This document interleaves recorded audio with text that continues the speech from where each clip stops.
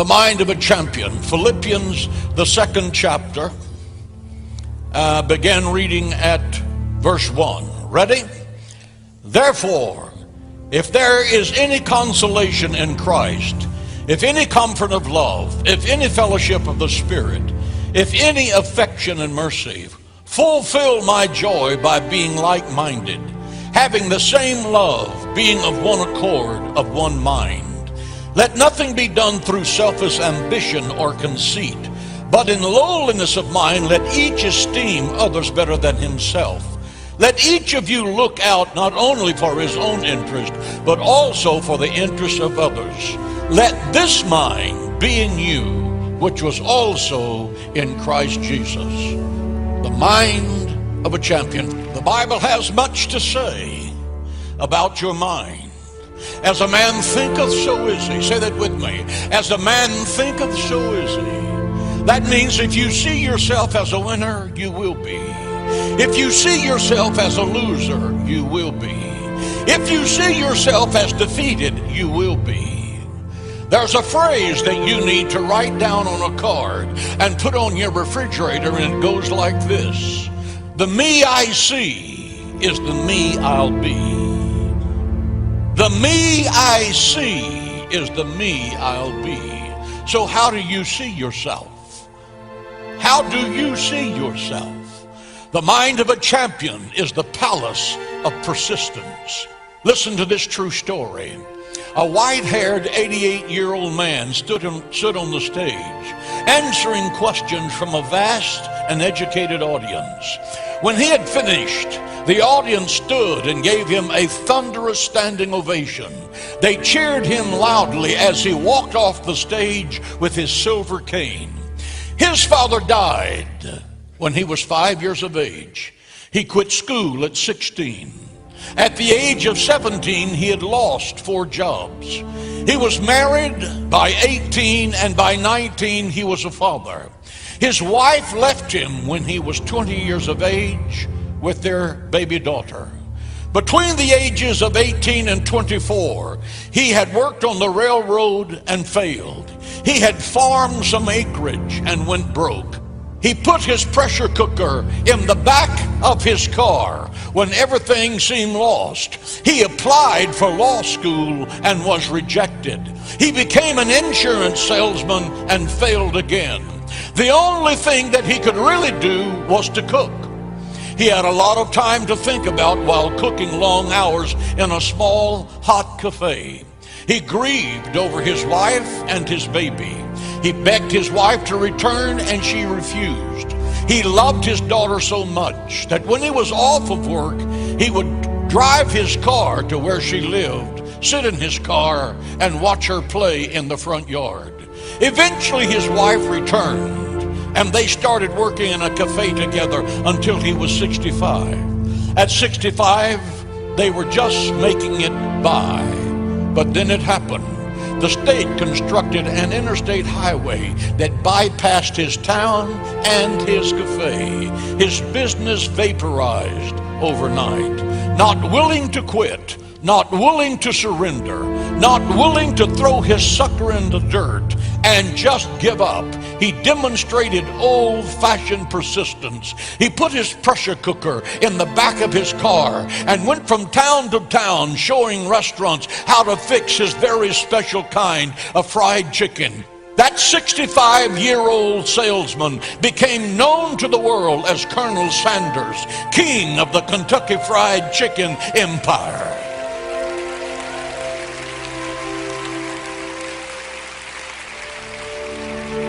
Listen, at 65, he was a monumental, lifelong, washed-up failure. At 88, he was a multi-millionaire, bowing to standing ovations all over the world. That's persistence. He did it. You can do it.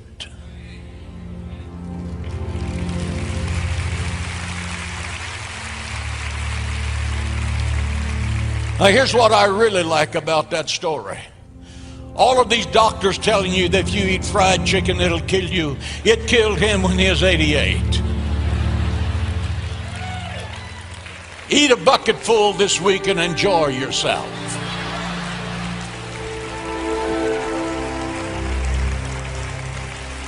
Let the grease drip out both sides of your mouth and have a biscuit covered in butter.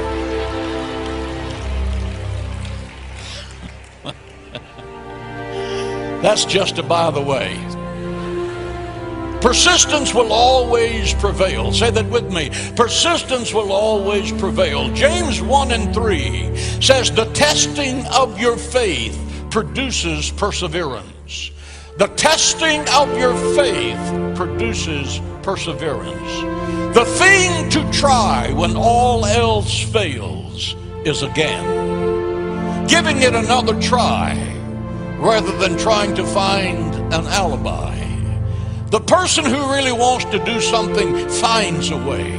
The person who does not finds an excuse. There's something in our DNA that applauds an individual who refuses to accept defeat, who won't give up, who always comes back.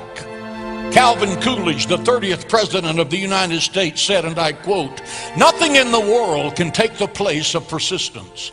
Talent will not. Nothing is more common than unsuccessful men with talent. Genius will not. Unrewarded genius is almost a proverb." He continues by saying, "Education will not. The world is full of educated derelicts." And let me tell you something, if it was true then, it is doubly true now. Persistence, he said, and determination alone are omnipotent. The slogan, "Press on," has solved and will always solve the problems of the human race. End of quote. Press on. Press on. Say it with me. Press on. Press on. Press on. A true story.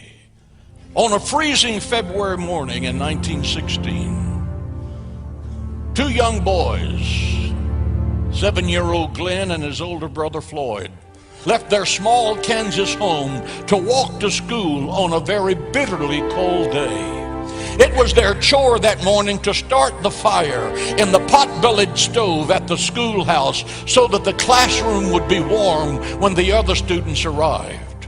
On this morning, everything went according to plan as they poured the fuel into the firewood inside the stove. When they lit the fire, the stove exploded and the flames engulfed the two boys. Someone had filled the fuel can with gasoline and not kerosene. The fire killed Floyd and left Glenn burned from head to foot, clinging to life. As Glenn lay in the hospital bed following the tragic accident, he heard the doctors in the hall tell his mother, "Glenn is not going to survive. He cannot possibly. He has just been burned too badly." The 7-year-old boy heard that, and he said there was a will that was born in him to live. Later, the doctors said they were going to have to amputate both his legs, which had been severely burned, because there were not going to be anything from that day forward but a source of pain and infection. Glenn begged his mother not to let the doctors cut off his legs. His mother prevailed. Glenn went home from the hospital weeks later, and when the bandages were removed, he realized he had lost all the toes on his left foot that had been burned off. He had the mind of a champion. Months later, he was wheeled to the front yard, where he forced himself out of his wheelchair. He braced himself on the white picket fence that was in front of his house and taught himself how to shuffle and walk again. And then he turned weeks later to take baby steps, and then retrained himself how to walk. After he mastered walking, Glenn started running and discovered that his legs did not hurt as he ran, because the nerve endings had been burned in the fire. In high school, he became a miler, and he set a state record in that event. He attended the University of Kansas and set a new NCAA record for the mile. He became known as the Kansas Flyer. In 1932 and 1936, he represented America in the Olympics. In 1934, 18 years after hearing the doctors in the hall say he will never live and he certainly will never walk again, Glenn Cunningham, considered to be one of the greatest milers of all time, ran into history in the Madison Square Garden, breaking the world record for the fastest indoor mile. Persistence did that for Glenn Cunningham. It'll do it for you.